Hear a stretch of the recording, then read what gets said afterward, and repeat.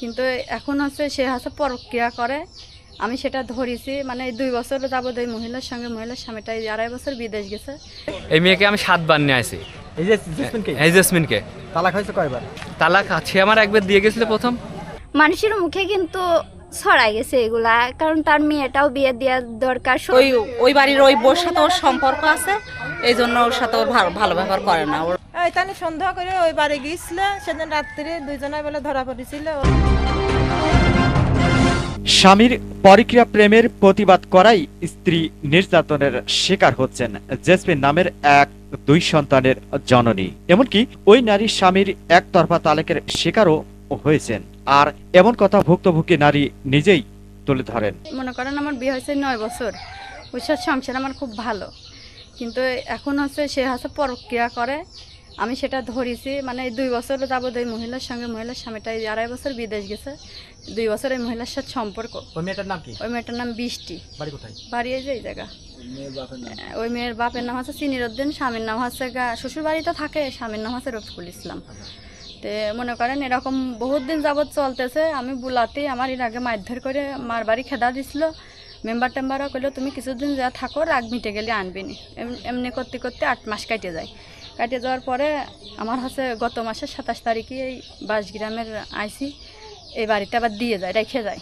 এখন হচ্ছে রেখে যাওয়ার পরে সে সদাই পাতেও করে না। এখন কয়দিন 1 সপ্তাহ পর শুনি যে বলে আমি কোর্টে যা তালাক দিতে আইছি, সেটা বলে। আমি তালাকের কিছু পাই নাই, কেউই পায় নাই। তো তারপরে হচ্ছে মনে করেন যে সদাই পাতেও কিছু করে না, ঘরে চাল আছে, ওই যা একটু একটু জুটাতে পারি।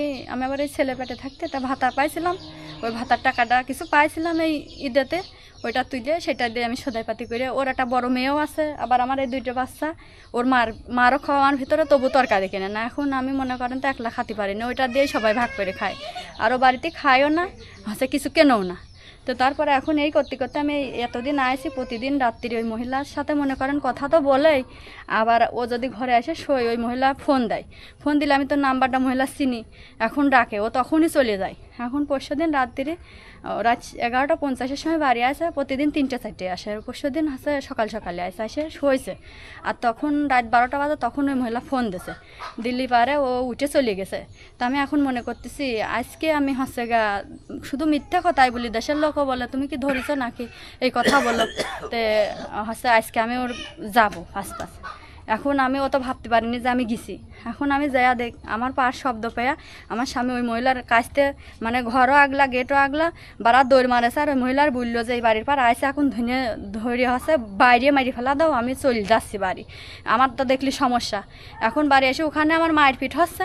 বাড়ি এসে আমার বড়জার দেখে বলেছে যে ভাবি আমি ঘরে শুয়ে রয়েছি, দেখেন ওই বাড়ি গেছে, মায়ের পিঠ হচ্ছে। অন্যদিকে স্বামী দাম্ভিকভাবেই নিজেকে ধোয়া তুলসী পাতা বলে স্ত্রীর বলা অভিযোগটি মিথ্যা, বানোয়াট ও ভিত্তিহীন বলছেন। তবে নিজে একতরফা তালাকের কথা স্বীকার করেন। এই দিনে হচ্ছে আমার বউ, আমার হচ্ছে সন্দেহ করে আমার বউ 4 দিন করে গেছে, আমার কখনো ধরতে পারি নাই। আমি ঘরের থেকে উঠিয়ে গরু বাছুর দেখে আমি এই দিকে হাঁটি বেড়াতে আছে দোকানের এই দিকে, আমার বউ মনে করছে যে হয়তো সেখানে গেছে। সে যেয়া ওখানে যেয়া আটকা পড়েছে মারধরের কাছে। আমি মারা ধরা স্ত্রী এখন অন্যায় করলি হচ্ছে মারা ধরা হয় না, মারি না যে তা না। কারণ হচ্ছে একসঙ্গে চলতে গেলে অনেক কিছু বাদে, রাগারাগি হয়, এতে হয়তো। এই মেয়েকে আমি 7 বার নিয়ে আসি। এই জেসমিনকে তালাক হয়েছে কয়বার? তালাক আছে আমার একবার দিয়ে গেছিল প্রথম। আমি এই যে এইবার হচ্ছে এই জ্বালা যন্ত্রণার কারণে যে এইবারটা ছিলাম না, কালেমা পড়ে নিয়ে আসলাম একেবারে।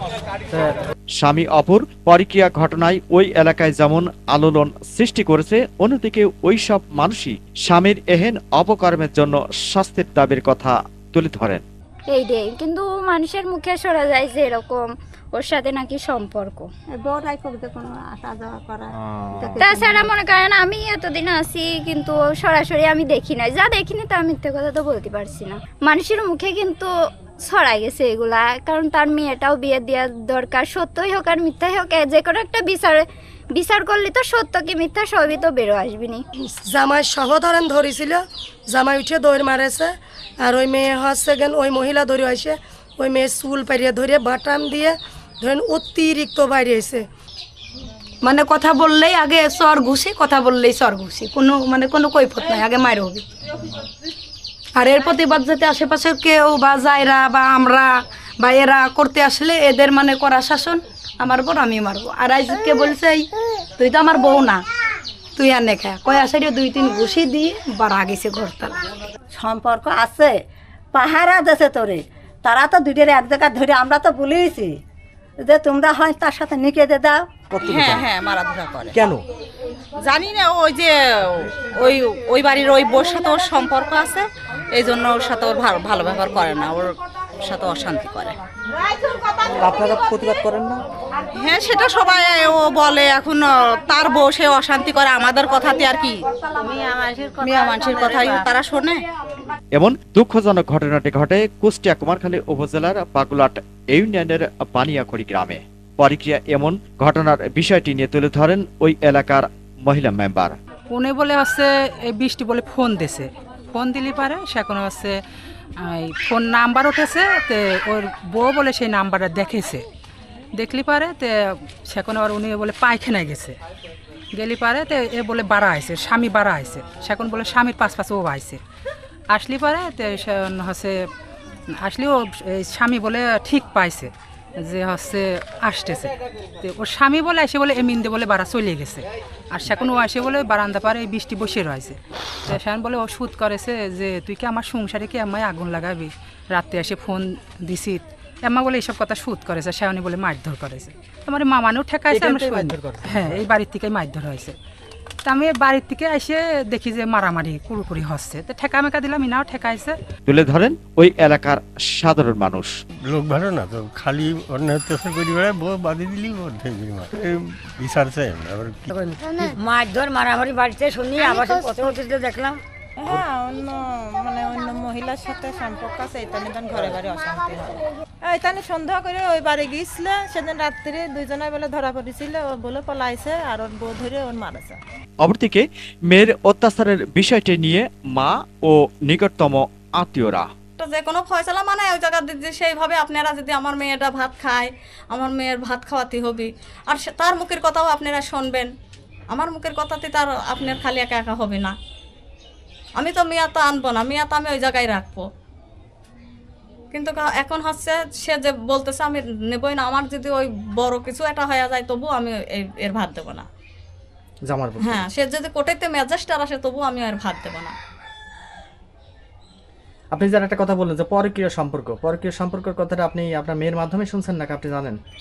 আমার মেয়ে মানে যে সবকিছু মানে যে ধরাধরি ধরা পড়েছে, তো ধরা পড়াইতে যে বেশি হচ্ছে হইলো ধরেন যে ওই দেশের মানুষকে পেয়ে গেছে, ওই বাড়ি গেছে ওই রাত 11টার সময় জামই যাওয়ার পর মিয়া হাতে নাতে বলে ধরেছে, ধরার পর ওই হইতে পলাইছে, আর ওই বাড়ির মিয়া ছালপাল সেই মারা মারেছে, ওই মিয়ার গায়ে হাত ধোয়ার কায়দা নেই। তার সঙ্গে সম্পর্ক আছে, এর জন্যতে ওই মেয়ের হচ্ছে অত্যাচার অতিরিক্ত ধরেন নির্যাতন করে।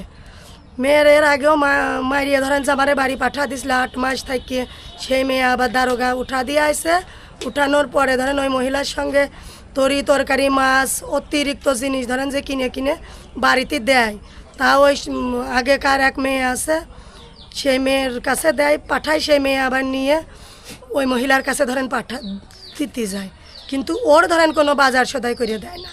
যার সাথে সম্পর্ক ওই মেয়েটাকে চেনেন আপনারা? আমরা ধরেন যে এই সেদিন রাত্রি যায় সেই মেয়েটা ধরেছে আমার ওই মেয়ে ধরার পর সেই মেয়ের আমি যাই ধরেন দেখি। Mahmud Rafiq, RK News 24।